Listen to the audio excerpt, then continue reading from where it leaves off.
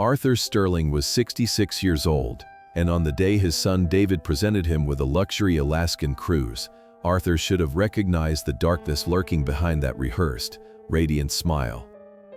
It was meant to be a gift of relaxation, a reward for a lifetime of sacrifice. But when Arthur returned to his Seattle home to retrieve the blood pressure medication he had forgotten on the bathroom counter, he heard David's voice drifting from the living room, sharp and cold. David was on the phone with his wife, Sloane, and the words stopped Arthur's heart. "Don't worry, honey. It's a one-way ticket. Once he's out at sea, it'll be easy to make it look like an accident. Nobody suspects an old man who simply falls overboard." Standing motionless behind the heavy oak door of his own house, Arthur took a slow, steady breath. The boy he had raised with unconditional love had just made the most fatal calculation of his life. If David thought his father was a fragile relic to be discarded for an insurance payout, he was about to discover the steel beneath the surface. Arthur didn't shout, he didn't confront them. He simply adjusted his coat and whispered to the empty hallway, "If that's how you want it, son, have it your way. But you're going to regret this 3 times over." The silence that followed in the hallway was heavy with a decade of ignored red flags and the phantom weight of a father's grief. Arthur waited until he heard the distant rumble of David's luxury SUV pulling out of the driveway before he allowed his shoulders to drop a single inch. He moved toward his private study with the methodical gait of a man who had spent 40 years inspecting structural integrity. His mind was no longer that of a betrayed parent, but that of a civil engineer assessing a bridge on the verge of total collapse. He reached behind a collection of vintage leather-bound journals and pressed a hidden latch, revealing a small, recessed safe. Inside lay a single silver key to a safety deposit box at the downtown branch of the First National Bank, a key his late wife Martha had pressed into his palm only days before the cancer finally took her breath. Martha had always been the intuitive one, the one who saw the jagged edges of David's ambition long before Arthur was willing to admit his only child was a stranger. She had left a note with the key that read, "For when the smile stopped reaching his eyes," and as Arthur gripped the cold metal, he realized that day had finally arrived.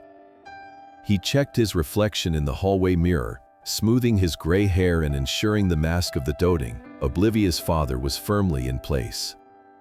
He would play the part of the disposable relic perfectly until the moment the foundations of David's greed were ready to be pulverized.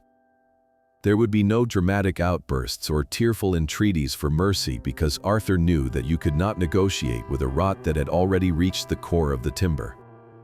He stepped out into the crisp Seattle air, the moisture of the Pacific Northwest clinging to his skin like a shroud, and began the long walk toward the bank to reclaim the secrets his wife had died trying to protect. Arthur pulled his coat tighter against the biting Seattle wind as he stepped into the vaulted lobby of the First National Bank, the silver key heavy in his pocket like a cold weight against his thigh. He had walked this route 1,000 times, but today the marble floors felt like the foundation of a fortress he was about to dismantle brick by brick. The bank manager, a man named Henderson who had handled the Sterling accounts for 3 decades, greeted him with a sympathetic nod that suggested he saw Arthur as nothing more than a grieving widower drifting toward the end of his usefulness. Arthur maintained the facade, allowing a slight tremor to touch his fingers as he presented his identification, playing the part of the weary retiree whose only remaining joy was the cruise his thoughtful son had provided. But as he followed the clerk into the hushed, subterranean chill of the vault, his heart rate remained as steady as it had been during the most complex bridge inspections of his career. When the heavy steel door clicked shut and he was left alone with box number 412, Arthur inserted the key and felt a surge of grim admiration for Martha. She had always been the silent guardian of their legacy, and as the lid swung open, he realized she had been preparing for this structural failure long before he had even noticed the cracks. Inside the box lay a thick, leather-bound ledger and a series of manila envelopes, each meticulously dated and cross-referenced with bank statements that Arthur had never seen. As he began to turn the pages, the sheer scale of David's betrayal began to take form in cold, hard numbers. Martha had been tracking their son's spiraling debt for over 5 years, documenting every failed tech startup and every desperate loan David had extracted from the family estate under the guise of an investment. The ledger revealed that David's current firm was not the thriving success he boasted about at Sunday dinners, but a hollow shell being chased by creditors and private lenders who didn't use lawyers to collect. There were printouts of emails Sloan had sent to Martha years ago, veiled threats disguised as concern, suggesting that the burden of the family estate was too much for an aging couple to handle. Arthur's eyes scanned the figures: $250,000 in gambling debts, a $300,000 bridge loan with a predatory interest rate, and a series of forged signatures on corporate documents that made his stomach churn. The cruise wasn't a gift of rest, it was a desperate tactical maneuver to clear the board.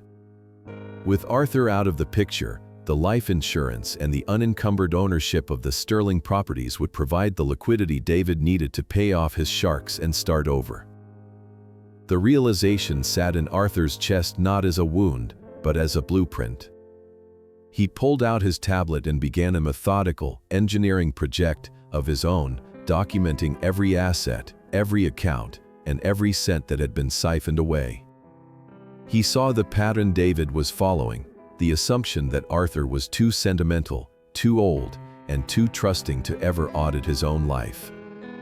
It was a fatal miscalculation based on the belief that a father's love was a blindfold.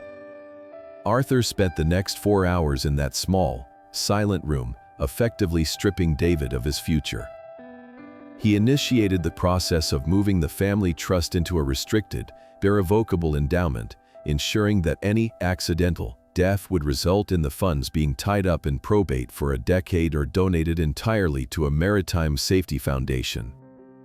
He documented the forgeries, making digital copies of the evidence Martha had gathered, and sent them to a secure cloud server that only he could access. By the time he stood up to leave, the architect's blueprint was complete.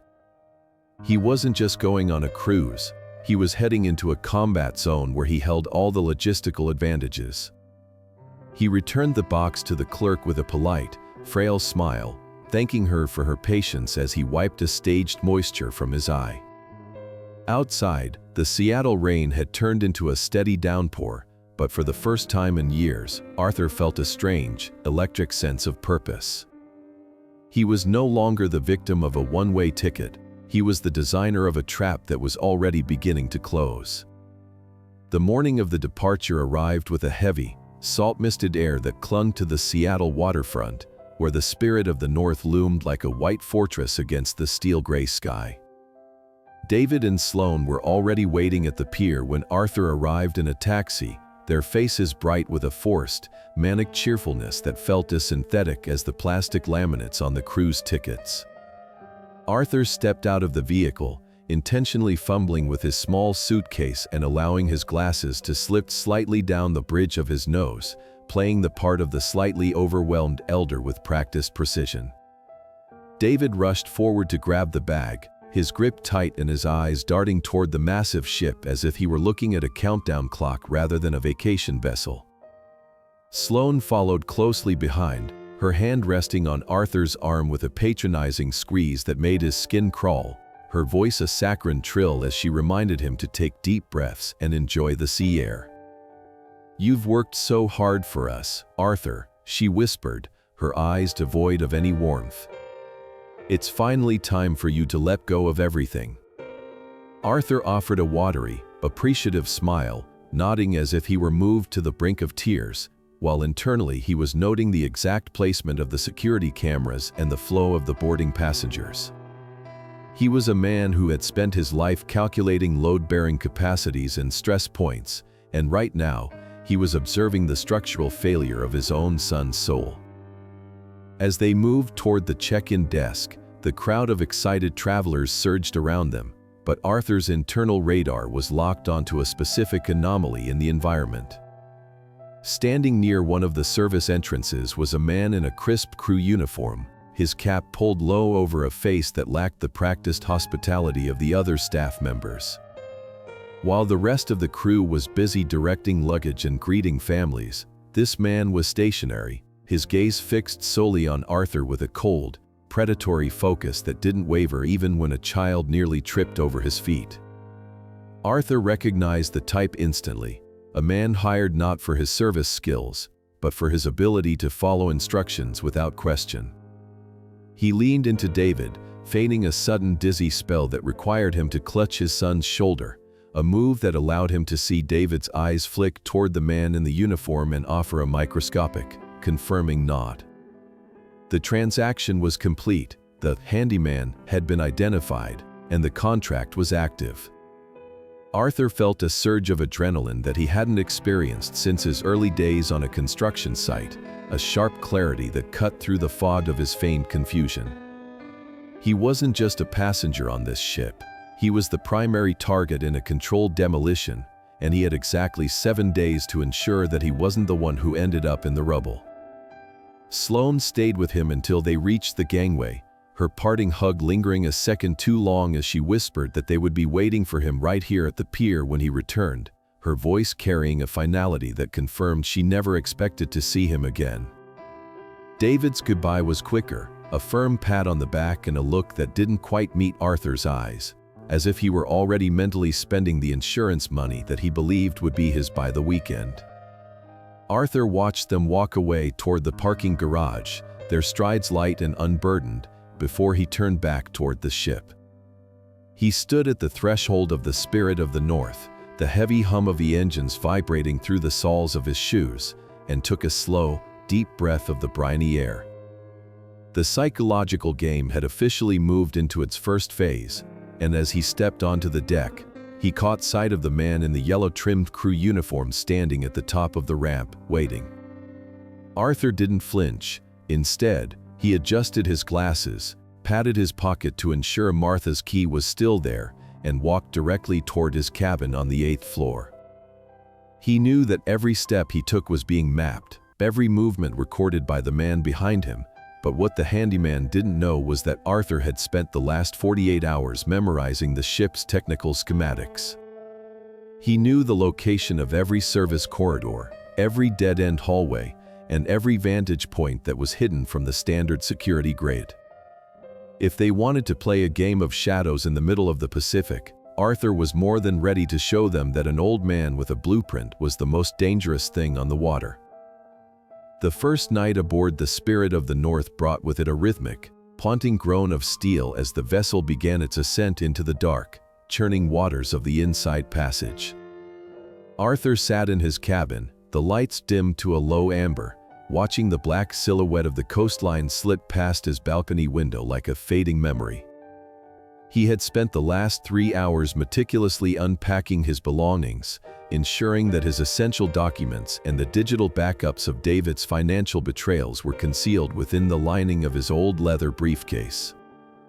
Around 11 o'clock, he decided it was time to test the boundaries of his environment, stepping out into the hushed, carpeted corridor with the slow, deliberate gait of a man looking for the late-night buffet. The air in the hallway was pressurized and stale, smelling of industrial cleaning agents and salt, and as he turned toward the aft elevators, he felt that familiar, prickly sensation at the base of his neck. He didn't look back, but he could hear the faint, syncopated rhythm of footsteps behind him, heavy, rubber-soled shoes that didn't quite match the elegant pace of a vacationer. It was the handyman, maintaining a disciplined distance, trailing him with the patient focus of a predator waiting for the herd to thin. Arthur bypassed the main passenger elevators, opting instead for a narrow, secondary stairwell that led down toward the lower decks where the roar of the engines became a visceral vibration in the floorboards. He knew from the blueprints he had studied at the Seattle Library that the fourth deck contained a labyrinth of service corridors that fed into the engine room, a place where the noise would drown out a scream and the high-voltage warnings would discourage any casual witnesses. As he reached the bottom of the stairs, the opulent wood paneling of the upper decks gave way to bare metal walls and exposed piping, a stark, industrial landscape that felt more like the construction sites of his youth. He paused for a moment near a heavy fire door, pretending to adjust his hearing aid, and caught the shadow of a man rounding the corner of the stairwell above him. The handyman was no longer trying to be subtle. He was closing the gap, his movements fueled by the realization that Arthur had wandered into a perfect, unmonitored dead zone. Arthur ducked through the fire door and turned right, his heart hammering against his ribs with a fierce, youthful energy as he navigated the dim, narrow passage with the instinctive spatial awareness of an architect who could see through the walls. He reached a junction where the corridor branched toward the primary machine shop and a restricted access lift used by the maintenance crew. He could hear the heavy thud of the handyman's boots echoing off the steel bulkheads, the sound growing louder, more urgent, as the man realized his target was moving with unexpected purpose. Just as the shadow of his pursuer stretched across the junction floor, Arthur slipped into a recessed alcove hidden behind a massive ventilation duct, pressing his back against the vibrating metal and holding his breath. The handyman stepped into the intersection, his face illuminated by the flickering overhead lights. It was the same cold, hollow expression Arthur had seen at the pier, but now his hand was resting inside the pocket of his yellow-trimmed jacket, gripping something heavy and metallic. The man paused, scanning the empty corridor with a confused scowl, unable to understand how a 66-year-old man had vanished in a straight hallway. Arthur watched through the gap in the ductwork as the handyman moved toward the machine shop, his footsteps fading into the industrial hum. Without a sound, Arthur emerged from his hiding spot and moved in the opposite direction, utilizing a service ladder he had identified on the schematics to climb back toward the safety of the public decks. He didn't stop until he reached the gold-leafed double doors of the North Star Lounge, a high-security VIP area reserved for the ship's most elite guests. He pushed through the doors, the sudden transition to soft jazz and the scent of expensive tobacco acting as a protective barrier against the darkness he had just escaped. He moved toward a quiet corner of the bar, his hands steady as he straightened his tie in the mirrored backsplash, noting that he looked like nothing more than a dignified gentleman seeking a nightcap. He ordered a double whiskey, the amber liquid glowing under the low-hanging crystal chandeliers, and took a slow, grounding sip. He had confirmed the threat. The handyman was active, and the attempt on his life was no longer a theoretical possibility but an imminent reality. He leaned back into the velvet armchair, his eyes scanning the room until they settled on an older man sitting alone at a nearby table, a man with the sharp, observant eyes of a hunter and a legal pad covered in neat, technical notes. This was Marcus, the man the passenger manifest had identified as a retired maritime investigator, and Arthur knew that his next move required a witness. He picked up his glass, adjusted his glasses, and began to walk toward the only man on the ship who might be able to help him turn the tide of the demolition. Arthur approached the small corner table in the North Star Lounge with the deliberate, unhurried pace of a man who had spent his life calculating the exact moment a structure would yield under pressure. Marcus sat with a glass of neat whiskey and a legal pad covered in precise, cramped handwriting that reminded Arthur of a surveyor's field notes. The music in the lounge was a soft, atmospheric hum that masked the clinking of ice and the low murmur of wealthy travelers, creating a pocket of artificial peace in the middle of a dangerous ocean. Arthur didn't wait for an invitation. He simply pulled out the heavy velvet chair and sat down, placing his own glass on the polished mahogany with a decisive click that drew Marcus's eyes away from his notes. For a moment, neither man spoke. The silence between them waited with the mutual recognition that exists between people who have spent their lives looking for the hidden flaws in the world. Marcus adjusted his spectacles, his gaze sweeping over Arthur with a clinical, detached interest that finally settled on the white-knuckled grip Arthur had on his drink. "You look like a man who just saw a ghost in the engine room," Marcus said, his voice a low, gravelly rasp that carried the authority of decades spent in dark holes and courtroom depositions.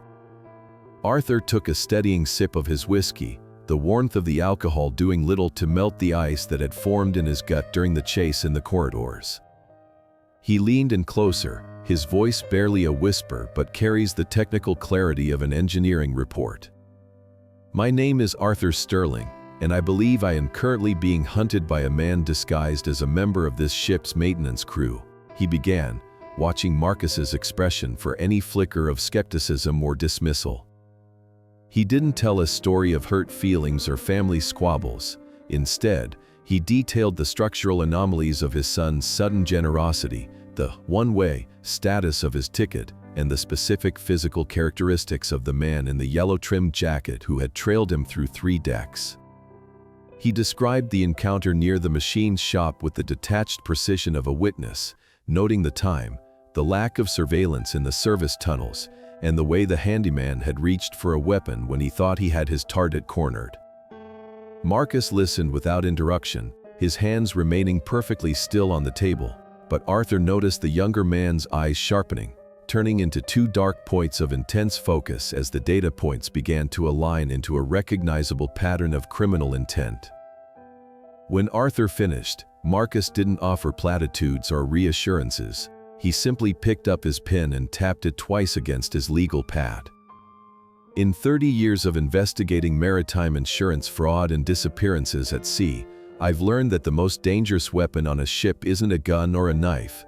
It's the assumption that old men are invisible," Marcus said, leaning back as he studied Arthur with a new sense of respect. He explained that he had seen dozens of accidental falls overboard that were nothing more than cold-blooded liquidations of troublesome relatives or business partners, most of which were never prosecuted because the victims left no paper trail and no witnesses. Marcus admitted that he had noticed Arthur earlier in the day, struck by the way Arthur observed the ship's safety railings and exit routes with a professional eye rather than a tourist's curiosity. "You're not paranoid, Mr. Sterling. You're an engineer who has identified a fatal flaw in your own environment, and you're looking for a backup system." The 2 men sat in the dim light of the lounge, 2 relics of a vanishing era of discipline and preparation, forming a silent pact that was more binding than any written contract. Marcus reached into his breast pocket and produced a small, high-definition digital recorder, sliding it across the table toward Arthur with a subtle, practiced movement. He instructed Arthur to keep the device active at all times, to document every strange encounter, and to provide a vocal log of his movements every hour. "If you vanish, I have the manifest, the descriptions, and now, I have your testimony. I will be your shadow witness," Marcus promised, his voice carrying a cold, professional edge that suggested he would be a much more formidable opponent than any hired thug David could afford. They spent the next hour refining the strategy, with Marcus providing insights into the ship's internal politics and identifying the key members of the security detail who could be trusted if the situation escalated. By the time the lounge began to empty and the last of the jazz musicians packed away their instruments, Arthur felt a new kind of structural integrity returning to his plan. He was no longer a solitary target drifting toward a dark horizon. He was part of a reinforced system. He stood up and offered Marcus a firm, steady handshake, the calluses on their palms a testament to lifetimes of hard work and harder truths. As Arthur walked back toward his cabin, he knew the handyman was still out there in the shadows, but for the first time since leaving Seattle, the old man felt like the hunter rather than the prey. The following morning, Arthur entered the ship's business center, a quiet, wood-paneled enclave tucked away on the 7th deck, where the hum of high-speed satellite internet provided the only connection to a world that was rapidly slipping away. He chose a terminal in the far corner, positioned so that his back was against a solid wall and his line of sight commanded the entrance, a tactical necessity he had learned decades ago on high-stakes job sites. As he logged into the Sterling family trust accounts, the blue light of the monitor reflected in his spectacles, revealing a face that had shed every ounce of paternal softness. He began by initiating a comprehensive stress test on the various sub-accounts David had been siphoning from, noticing that his son had already leveraged several short-term credits against the expected inheritance of the Sterling estate. David was operating under the assumption that his father was a static asset, a predictable variable in a greedy equation, but Arthur was about to introduce a catastrophic failure into the system. With a few deliberate keystrokes, Arthur began the process of reclassifying the core family trust into an irrevocable charitable endowment, a maneuver he had spent years discussing with Martha but had never possessed the heart to finalize until now. As the progress bars moved steadily across the screen, Arthur felt a cold sense of liberation, knowing that he was effectively cauterizing the wound that David and Sloan had carved into the family legacy. He watched the real-time balances of David's business operating accounts, which were linked through a shared management portal he had never bothered to close, and saw the exact moment that seed round David was desperately counting on began to evaporate. By rerouting the dividends and locking the principal of the main estate, Arthur was cutting off the oxygen to David's failing tech empire, leaving his son to face his creditors with nothing but empty promises and forged documents. It was a digital demolition, precise and silent, executed from the middle of the North Pacific where the satellite lag was the only thing preventing the immediate collapse of David's house of cards. Arthur didn't feel the sting of guilt. He felt the grim satisfaction of a master builder removing a rotten support beam before the entire structure could crush those beneath it. He was moving millions of dollars into a vault that David's legal team would spend 20 years trying to crack, ensuring that even if the handyman succeeded in his mission, the reward for his son's betrayal would be nothing but a lifetime of litigation and poverty. Arthur spent the next hour documenting every transaction, creating a digital paper trail that Marcus could later verify, ensuring that his actions were legally airtight and shielded from any claims of mental incapacity. He worked with a steady, rhythmic cadence, converting numbers into words and debts into dust, while the ship rose and fell with the rhythmic pulse of the ocean. He could see the notification pings beginning to clutter David's secondary accounts, automated alerts from the bank, frantic inquiries from venture capitalists, and a sudden, sharp decline in the credit lines Sloan had been using to fund their extravagant lifestyle. The drain was total and irreversible, a financial reckoning that mirrored the emotional vacuum his son had created in their home. Arthur knew that within hours, David would be receiving the first of many calls that would signal the end of his social climbing and his predatory ambitions. The one-way ticket was no longer just a threat against Arthur's life. It was the final destination for David's greed, and Arthur was the one holding the switch. Just as he was preparing to log out, Arthur noticed a small, encrypted file in the corner of his private cloud server, a file titled Project Horizon that he had forgotten Martha had created months before her passing. He opened it and found a series of screenshots David had taken of Arthur's medical records, along with a draft of a petition for emergency guardianship that Sloan had been preparing to file the moment the ship docked. They hadn't just been planning his death, they had been preparing to imprison him in a facility and strip his dignity if the accident at sea failed to materialize. The coldness in Arthur's blood turned to a searing, focused anger that settled deep in his bones. He realized then that he wasn't just fighting for his survival, he was fighting for the very soul of the man he had once hoped his son would become. He closed the terminal, his hands perfectly steady, and wiped the browser history with the clinical efficiency of a professional. As he stepped out of the business center and back into the opulent warmth of the corridor, he felt the ship's engines thrumming beneath his feet like a heart beating with a new, dangerous purpose. He was ready for the next phase of the confrontation, knowing that the confused, bold man David expected to hear from would soon be the only person standing between his son and total ruin. Arthur was sitting on his private balcony, the frigid Alaskan air biting at his cheeks, when his satellite phone began to vibrate against the metal table with a frantic, buzzing insistence. He let it ring 4 times, watching a distant pod of orcas break the surface of the dark water, before he finally picked it up and cleared his throat to summon the voice of the fragile, easily confused man David expected. "Hello. David, is that you?" Arthur asked, his tone intentionally thin and wavering as if the sea air had already begun to sap his vitality. On the other end of the line, the silence was jagged, filled only by the sound of David's heavy, ragged breathing and the distant, muffled sound of a woman, Sloane, arguing with someone in the background. "Dad," David finally choked out, his voice stripped of its usual slick confidence and replaced by a raw, vibrating panic that made Arthur's grip on the phone tighten. "Dad, I need you to listen to me very carefully.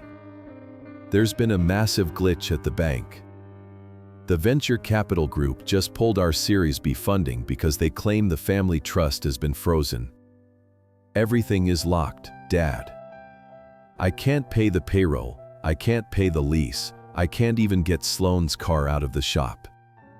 Arthur leaned back, a small, cold smile touching his lips that his son could not see. "Oh dear, that sounds complicated, son.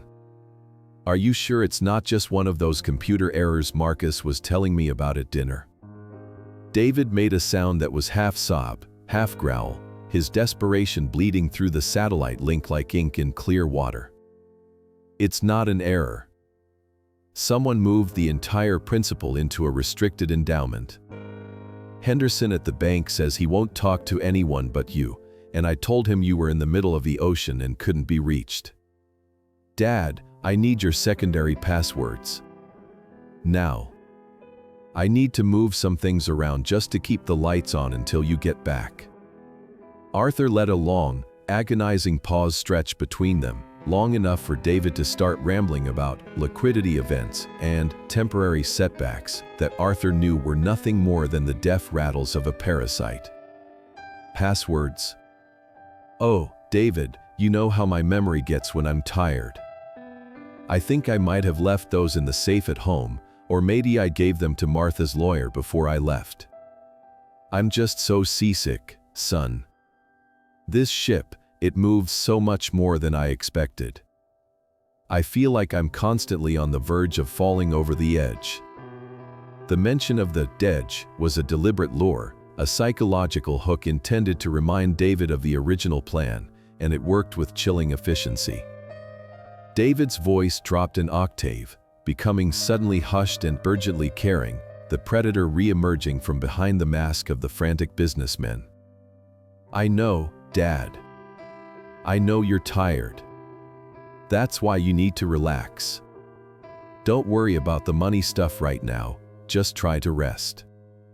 Maybe go out on the deck tonight after dinner to get some fresh air. It's supposed to be a very quiet night, very private. Are you still in cabin 847? Arthur's eyes flickered to the shadow moving across the frosted glass of his balcony door. The handyman was back, lingering just out of sight, likely listening to this very conversation. "Yes, son. 847. The balcony is so high up, it's a bit frightening, but I'll try to get some air like you said. Maybe I'll take a walk near the railings where it's quiet." David's response was immediate and sharp. "Good. Do that. And Dad, if anyone tries to talk to you about the money, just tell them you're confused. Don't sign anything. Just focus on the air. I love you, Dad. We'll see you soon." When the line went dead, Arthur didn't move for several minutes. He sat in the gathering gloom of the Alaskan twilight, the recorded conversation already saved and encrypted on the device Marcus had provided. David had just confirmed his intent, shifting back into the role of the concerned son the moment he believed that accident was still on track. He was willing to let his father walk into a trap as long as he thought the insurance money was still a possibility. Arthur stood up, his joints popping with a sound like dry kindling, and felt a surge of visceral disgust for the man he had raised. He had given David every opportunity to choose a different path, to be honest about his failures, but his son had chosen to double down on a murder plot instead. Arthur walked inside, locking the balcony door with a click that felt like the cocking of a hammer. He had the recordings he needed, he had the financial leverage to crush David's world, and now he had the confirmation that his son would rather see him in a casket than in a courtroom. He picked up his coat, checked the small panic device in his pocket, and prepared to head back to the North Star Lounge to meet Marcus. The desperate call had been the final test, and David had failed it in the most spectacular way possible. The following morning, the spirit of the North drifted through a dense, milky fog that swallowed the jagged peaks of the Alaskan coastline, leaving the ship suspended in a ghostly, silent void. Arthur rose early, his body humming with the alert, predatory energy of a man who knew he was being watched, and spent several minutes preparing a small, tactical kit he had assembled from the ship's sundries shop. He had purchased a heavy-duty canister of industrial-strength silicone lubricant, intended for squeaky hinges but refined by his engineering mind into a potential defense mechanism. He tucked the canister into his pocket, checked the recording device Marcus had provided, and set out for the observation deck. He moved with an intentional fragility, allowing his gait to shuffle and his gaze to wander aimlessly as if the morning mist had finally unmoored his mind. As he climbed the stairs to the open-air deck on the 11th floor, he felt the familiar prickle of a gaze on his back. The handyman was there, maintaining a disciplined distance of 20 yards, his yellow-trimmed jacket a sharp, artificial splash of color against the oppressive gray of the fog. The observation deck was deserted, the early hour and the biting chill having driven the other passengers into the warmth of the glass-walled lounges. Arthur walked toward the far corner of the starboard railing, a section he knew was shielded from the primary bridge cameras by a massive structural pillar. The deck was slick with a fine coating of sea spray and condensation, creating a treacherous surface that made every step a calculated risk. Arthur leaned over the railing, staring into the swirling white abyss where the freezing Pacific water churned hundreds of feet below, and waited. He heard the faint, metallic scrape of a boot on a non-slip coating, then another, the sounds growing louder as the handyman abandoned his subtlety in the safety of the fog. Arthur didn't turn around. He simply tightened his grip on the cold steel of the railing and reached into his pocket. He felt the weight of the silicone canister, his thumb hovering over the nozzle, as he visualized the exact angle of the deck's incline and the coefficient of friction required to turn a predator's momentum into a fatal error. "Beautiful morning, isn't it, Mr. Sterling?" The handyman's voice cut through the damp silence, low and devoid of the service industry warmth it had carried at the pier. Arthur turned slowly, feigning a startle that allowed him to stumble back a step, creating a gap between himself and the railing. The man stood only 6 feet away now, his black gloves clenching and unclenching, his eyes scanning the empty deck to ensure they were truly alone.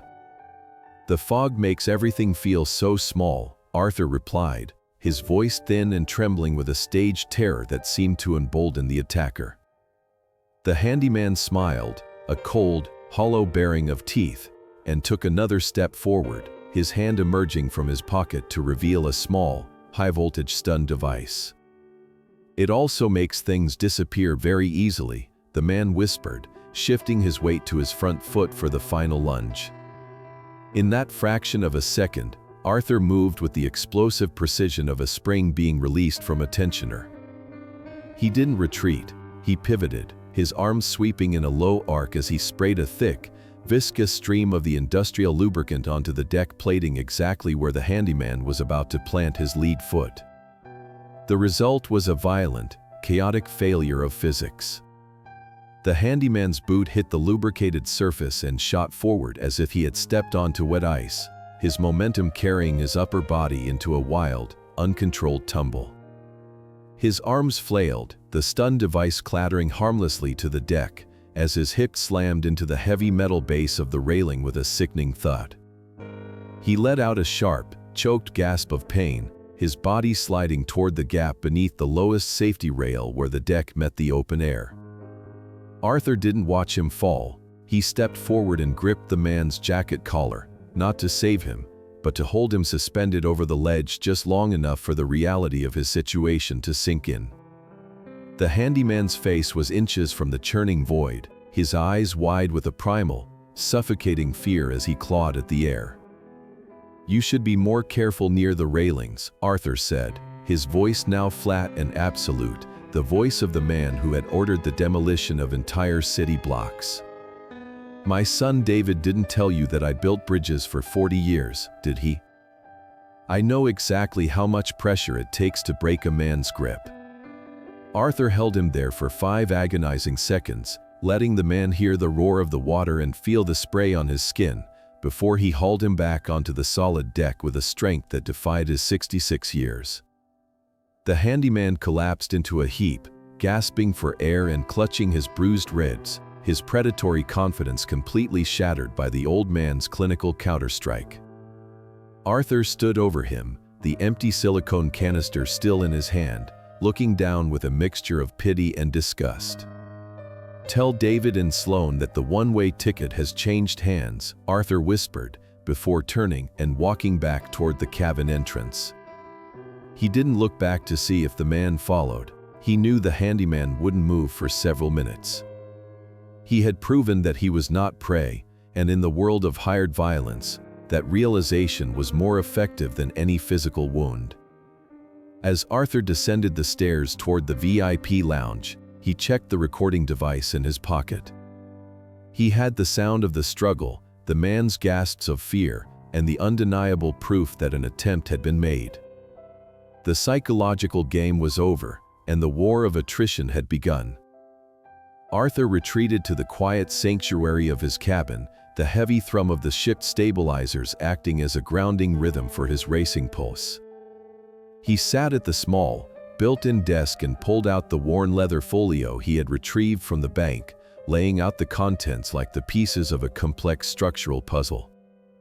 Among the ledgers and bank statements, he found a sealed envelope addressed to him in Martha's elegant, precise cursive, dated only 3 months before her passing. As he broke the seal, he felt a wave of her presence fill the room, a scent of lavender and old paper that seemed to defy the sterile, salty air of the cabin. The letter was not a message of grief, but a final engineering report on the state of their family.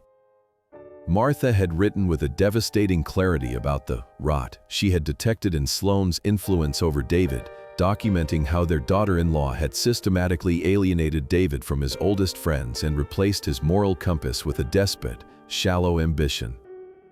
She revealed that she had once walked in on Sloane researching the legalities of wrongful death, payouts, and diminished capacity laws, a discovery that had prompted Martha to move the bulk of their private liquid assets into the offshore account David had never discovered. The letter served as a visceral reminder that the woman he loved had spent her final, painful months acting as a structural shield for his future, absorbing the shocks of their son's descent into greed so that Arthur wouldn't have to face it until he was ready. Arthur felt a tear prick at his eye, not out of weakness, but out of a fierce, renewed love for the partner who had seen the storm coming years before he did. He realized that Sloane was not just a social climber, she was the architect of David's moral collapse, the one who had convinced their son that Arthur's life was an obstacle to be cleared rather than a legacy to be honored.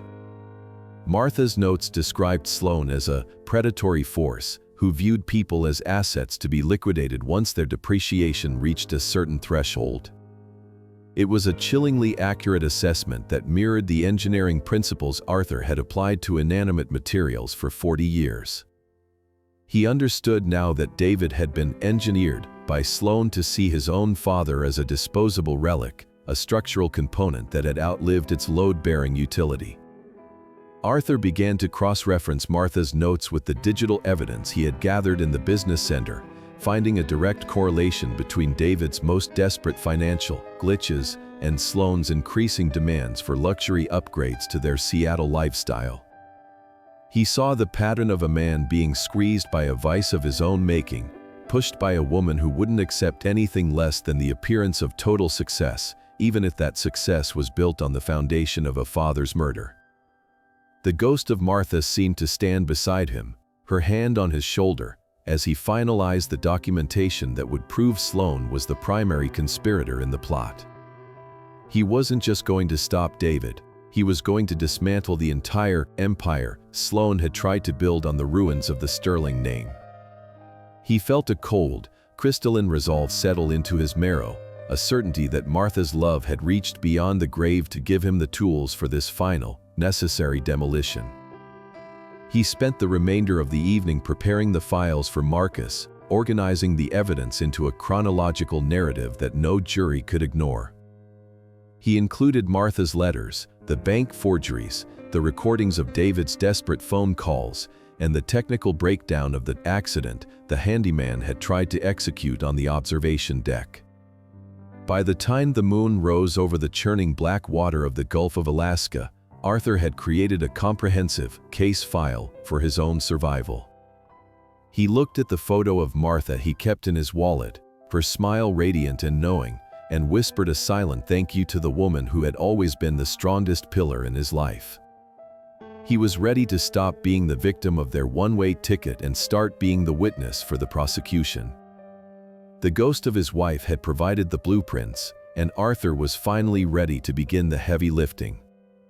Arthur waited until the clock in the grand atrium struck midnight, the deep, resonant chimes vibrating through the ship's hull like the heartbeat of a sleeping giant.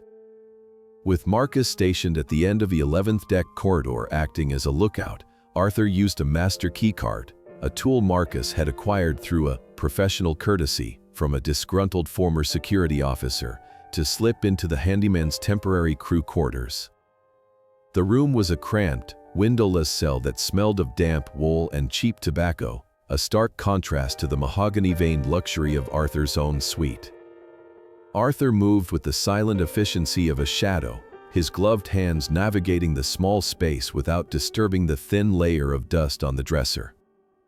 He ignored the locker filled with standard-issue uniforms and went straight for the small, magnetic lock safe bolted beneath the bunk. He had brought a portable diagnostic scanner, an old piece of engineering kit that could detect the electronic signature of a lock's mechanism, and within 3 minutes, the safe yielded with a soft, metallic click.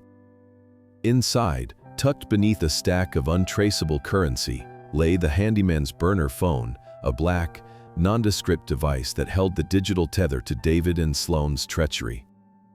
Arthur felt a surge of cold, clinical adrenaline as he powered on the device, the screen's harsh blue glow illuminating the dark corners of the cabin.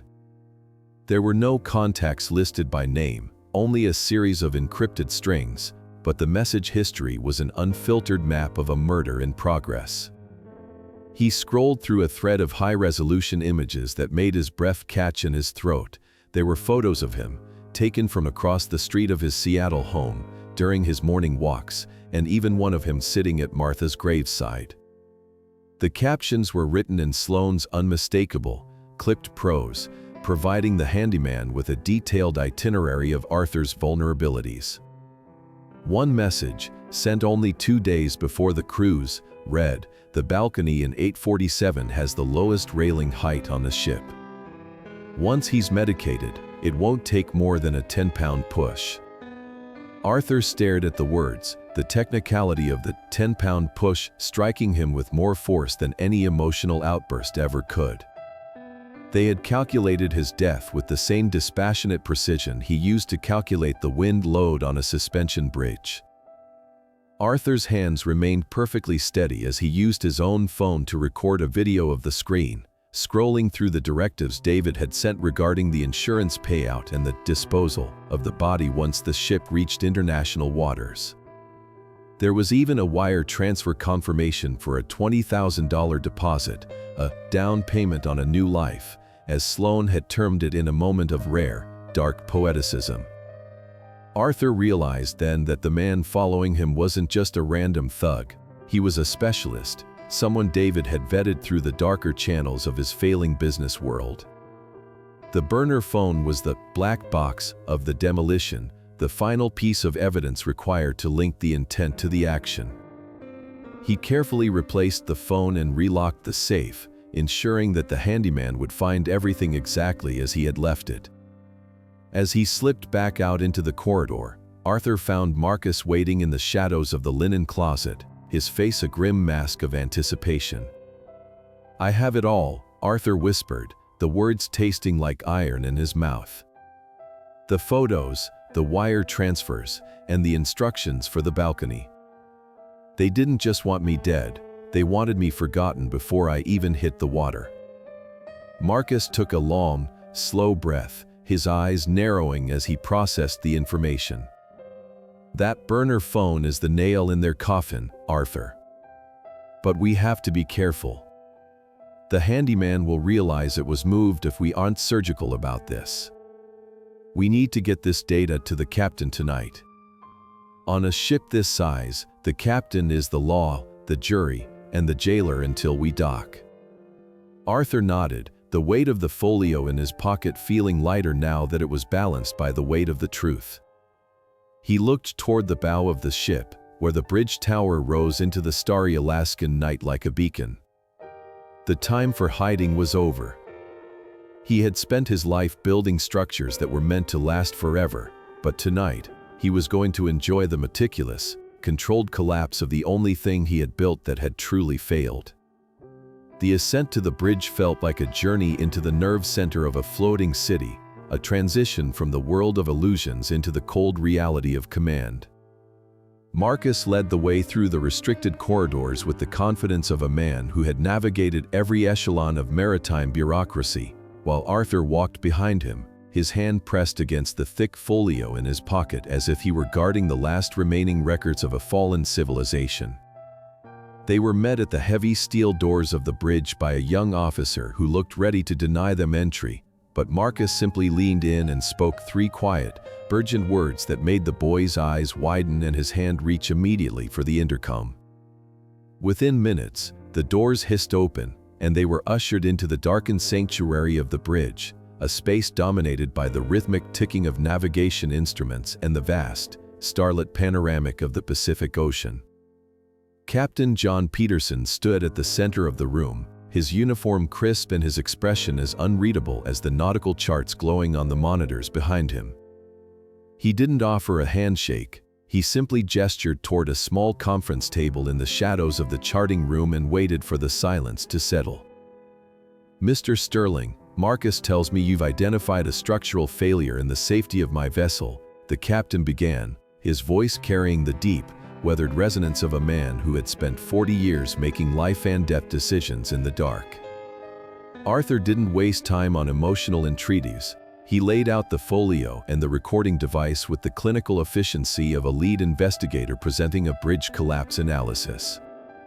He played the recording of David's desperate phone call, followed by the footage of the handyman's burner phone messages, showing the captain the specific instructions for the balcony in room 847.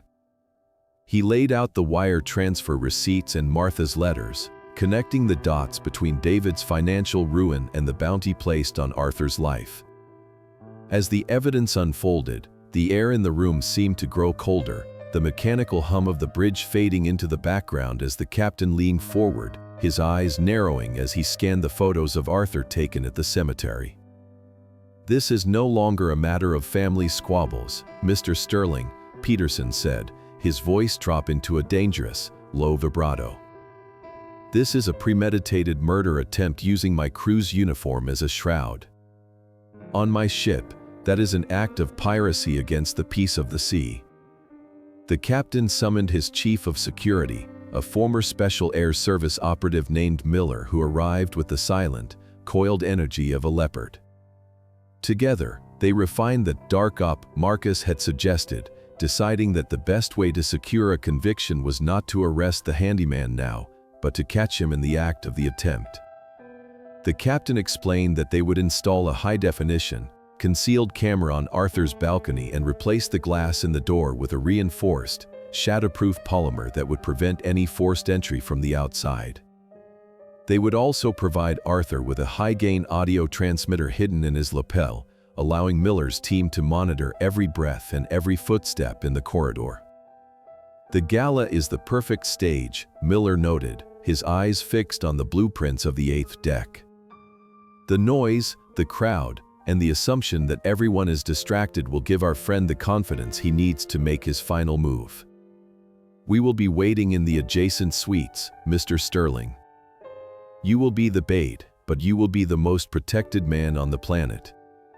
Arthur listened to the technical details of the sting operation with a detached, professional interest, noting the exact placement of the security teams and the timing of the confused walk he was expected to take after the ball.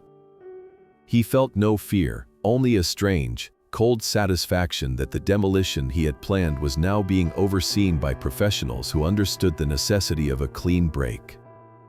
The captain stood up and looked Arthur in the eye, a look of profound respect crossing his face. Mr. Sterling, most men in your position would have folded long ago. You've shown a level of tactical discipline that is rare in any age. We will finish this tomorrow night, and I promise you, by the time we dock in Seattle, the only thing David and Sloan will be inheriting is a federal indictment. Arthur nodded, his jaw set in a line of iron. He walked out of the bridge and back into the quiet corridors of the ship, the weight of the folio finally gone, replaced by the certainty of the coming storm. He was the architect of his own survival, and as the spirit of the North plowed through the dark Alaskan waters, Arthur knew that the one-way ticket his son had purchased was about to reach its final, unintended destination.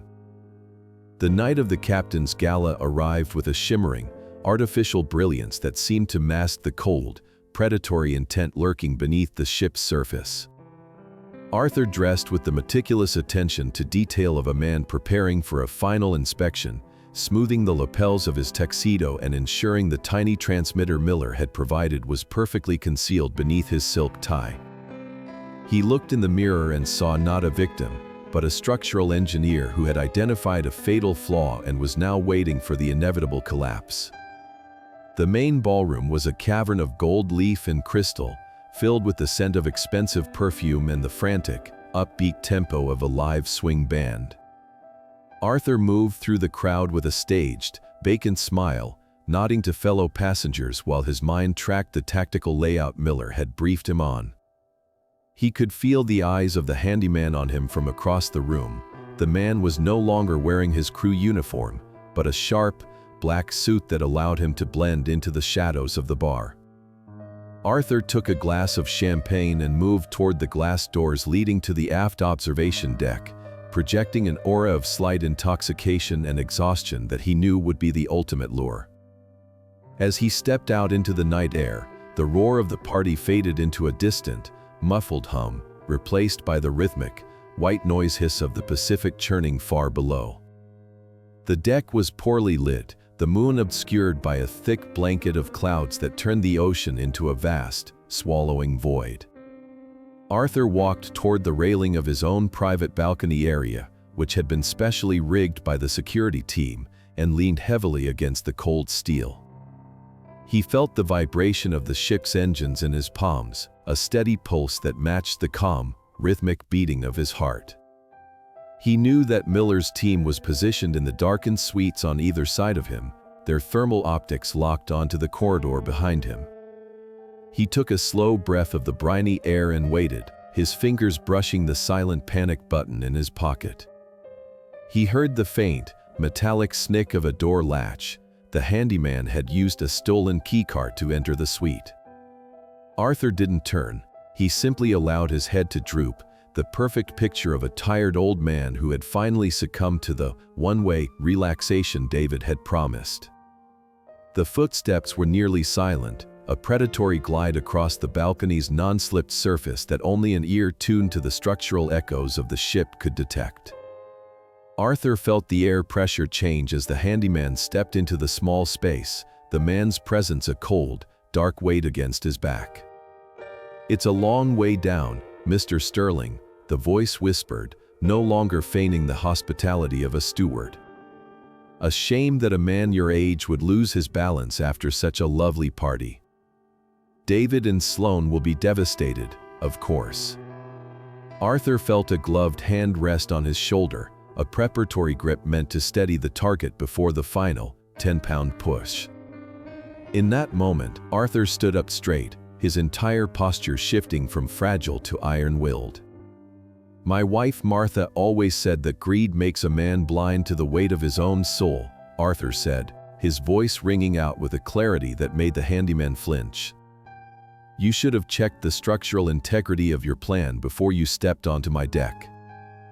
Before the handyman could react, the balcony was flooded with the blinding, white glare of tactical floodlights. Miller's team surged from the adjacent suites, their movements a blur of practiced, high-speed efficiency. The handyman tried to lung toward the railing, perhaps thinking he could jump to a lower deck, but he was tackled with a force that sent him sprawling against the reinforced glass. The clatter of his stun device hitting the deck echoed like a gunshot in the sudden silence. Arthur stood perfectly still, watching as the man was pinned and cuffed, his face illuminated by the harsh, unforgiving light of the security team's lanterns. Miller stepped forward, tapping the transmitter on Arthur's lapel. "We have the confession on record, Mr. Sterling, along with the physical attempt." Arthur looked down at the handyman, who was staring up at him with a mixture of shock and primal terror. "Tell David the project is canceled," Arthur whispered. The foundation didn't hold. As they led the man away, Arthur turned back to the dark ocean. The gala was still roaring inside, a world of music and light that had no idea how close it had come to a tragedy. But Arthur felt a profound, quiet peace. The trap had closed, the witness had spoken, and for the first time in years, the Sterling name was finally clear of the rot. The spirit of the North glided back into the Elliott Bay terminal under a sky that was bruised with the purples and grays of a coming storm, its massive hull cutting through the water with the same relentless momentum that Arthur now felt in his own chest. He stood on the upper deck, his hands resting lightly on the cold metal railing as he watched the Seattle skyline resolve through the mist, a city of steel and glass where he had spent 40 years building things meant to endure. Beside him, Marcus stood in silence. His eyes scanned the crowded pier below where a sea of waiting relatives and transport drivers had gathered. Arthur adjusted his spectacles, his gaze locking onto a specific luxury SUV parked near the restricted exit, its sleek black finish gleaming like a predator's skin in the damp light. He could see David and Sloan standing near the gangway entrance, both of them dressed in somber, charcoal gray attire that whispered of prepackaged grief and rehearsed condolences. Sloan held a handkerchief to her eyes, a theatrical gesture for the benefit of any onlookers, while David checked his watch with a nervous, twitching energy that Arthur recognized as the final stage of a crumbling foundation. They were here to meet a casket that didn't exist, to collect the legacy they had already spent in their minds, and as the ship began its final docking maneuvers, Arthur felt a strange, detached pity for the hollow people they had become. The gangway lowered with a heavy, industrial groan, and the first wave of passengers began to flow toward the customs hall, but Arthur remained back, waiting for the signal for Miller's security team. He watched as David's posture shifted from staged sorrow to genuine, frantic confusion when the minutes stretched on and no official from the cruise line approached them with the tragic news they were expecting. Sloane's handkerchief dropped an inch, her eyes darting across the disembarking crowd with a predatory sharpness that searched for the handyman's face among the sea of travelers. They didn't see the 4 plainclothes federal marshals moving into position behind them, nor did they notice the way the Port Authority police had quietly cleared a perimeter around their vehicle. Arthur stepped onto the gangway, flanked by Marcus and Miller, his stride firm and his head held high with the quiet dignity of a man who had survived a controlled demolition. He watched the exact moment David spotted him, the way his son's jaw dropped, the blood draining from his face until his skin matched the gray of the Seattle fog. Sloan let out a sharp, choked gasp, her hand flying to her throat as if the air had suddenly turned to ice. The confrontation at the base of the ramp was silent and devastating, a collision of truth and treachery that left no room for the lies David had spent months weaving. David took a stumbling step forward, his voice apathetic, wavering croak that tried to find the frequency of the loving son one last time. "Dad, you're alive. We thought there was a report, an accident." He trailed off as Arthur stopped 3 feet in front of him, his eyes like 2 chips of flint that cut through David's stuttering excuses. Arthur didn't say a word. He simply looked at his son, seeing the cowardice and the greed laid bare in the harsh light of the terminal. Before David could reach out, the marshals stepped forward, their movements synchronized and absolute. The click of the handcuffs as they snapped around David's wrists was a sound of finality that echoed off the concrete pillars of the pier, a structural failure that couldn't be repaired.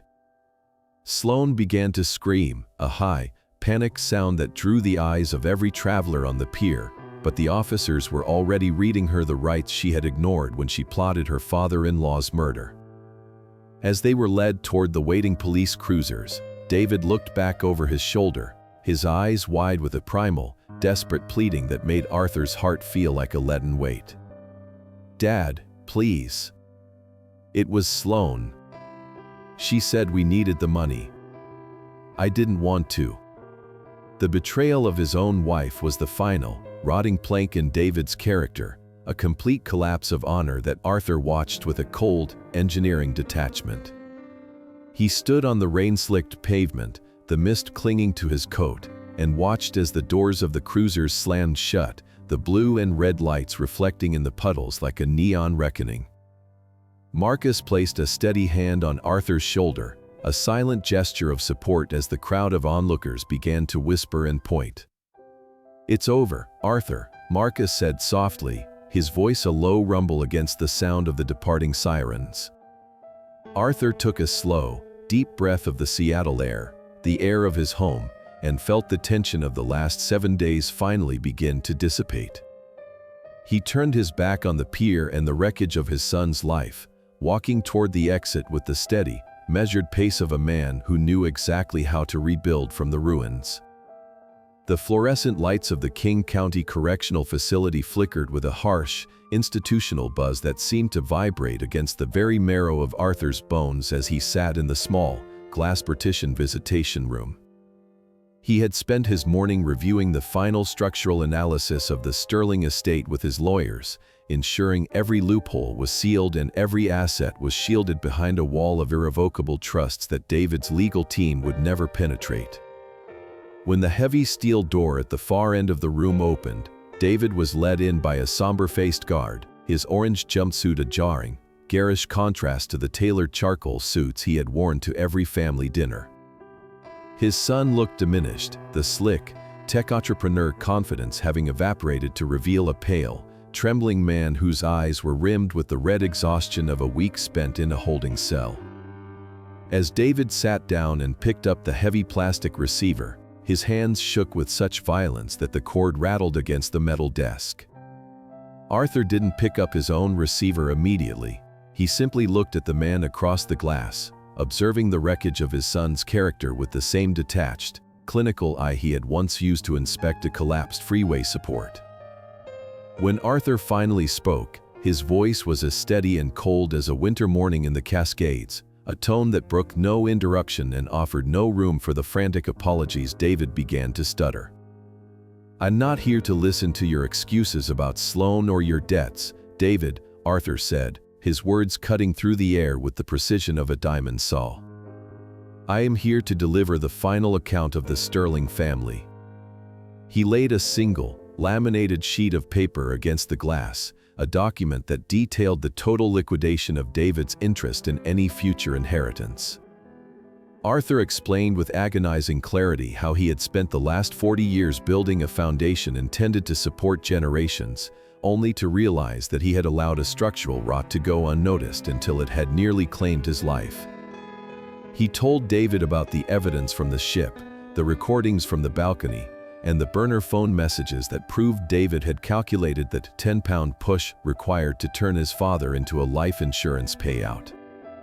As Arthur spoke, the last of David's color vanished, replaced by a hollow, gray mask of realization as he understood that the man he had underestimated was not just his father, but the architect of his total ruin.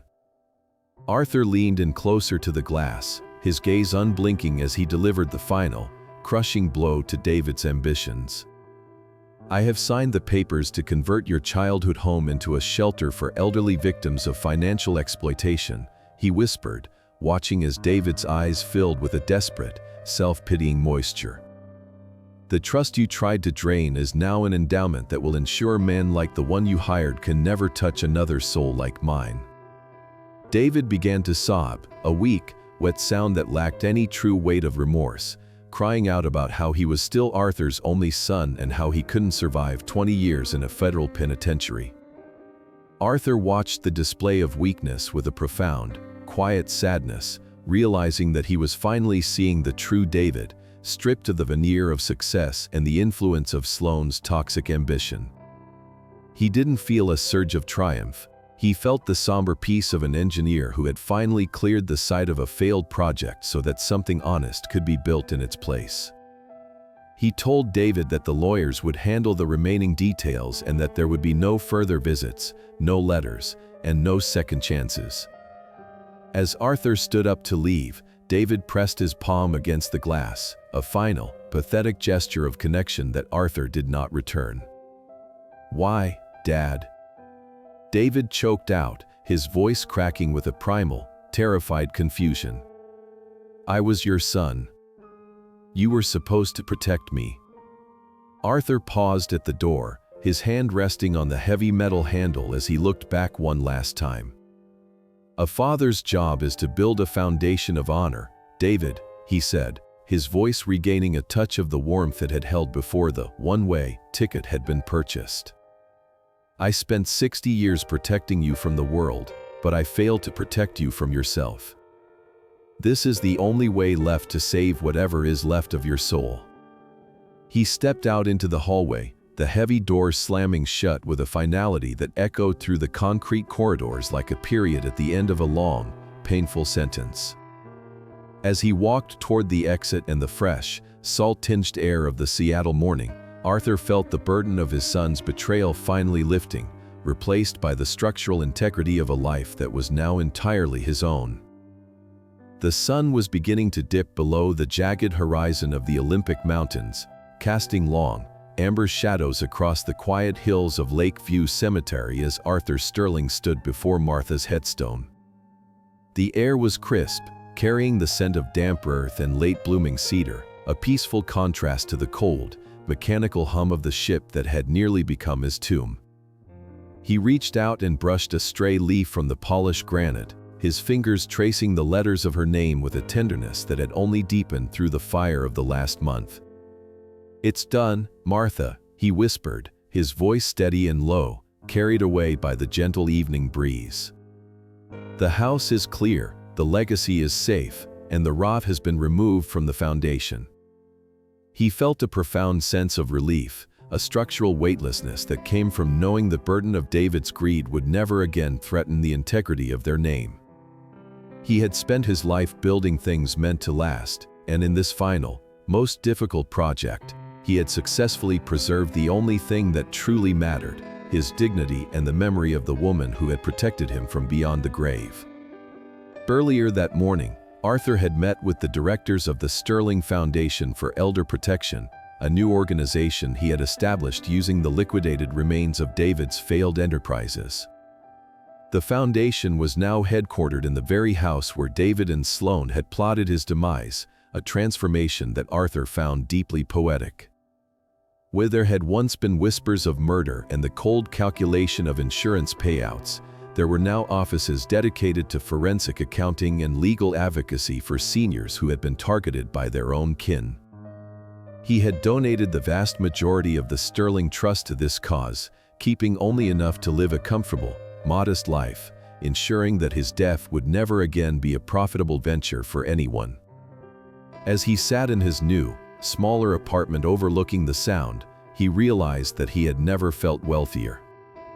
He was no longer a mobile wallet or a disposable asset. He was a man who had looked into the abyss and designed a way back. Marcus had stopped by the apartment before catching a flight back to the East Coast, the two men sharing a final glass of scotch in the fading light. They didn't talk about the trial or the sentences handed down to David and Sloane. Those were merely the technical specs of a completed demolition. Instead, they talked about the future. Marcus was returning to his consultancy work, bolstered by a renewed faith in the tenacity of men their age, while Arthur had signed up for a volunteer position teaching basic structural engineering to underprivileged students at the local community college. "You saved your own life, Arthur," Marcus had said, his eyes crinkling with a rare, genuine smile. "I just provided the legal padding." Arthur shook his head, knowing that the alliance they had formed on the Spirit of the North was a rare piece of human engineering that couldn't be quantified on a ledger. They were battle brothers, two relics who had proven that the old ways of preparation, silence, and precision were still the most effective tools in a world that favored loud, shallow cruelty. Now, as the stars began to poke through the deepening violet of the Seattle sky, Arthur turned away from Martha's grave and began the walk back toward his car. He didn't feel lonely in the silence. He felt the quiet, steady hum of a foundation that had held firm against the ultimate storm. He thought about the men he would meet at the college tomorrow, young minds eager to learn how to build things that wouldn't fall down, and he realized he had a lot of work left to do. He was 66 years old, but for the first time in a decade, he wasn't tired. He was Robert Sullivan's equal in spirit, a man who had transformed from prey to hunter and emerged with his soul intact. He boarded his car and pulled onto the highway, the city lights reflecting in his rearview mirror like a constellation of small victories. He had a round-trip ticket to a future he had designed himself, and as the road opened up before him, Arthur Sterling took a long, deep breath of the cool night air. The air tasted like justice. It tasted like freedom. And it tasted like a life finally, truly lived on his own terms.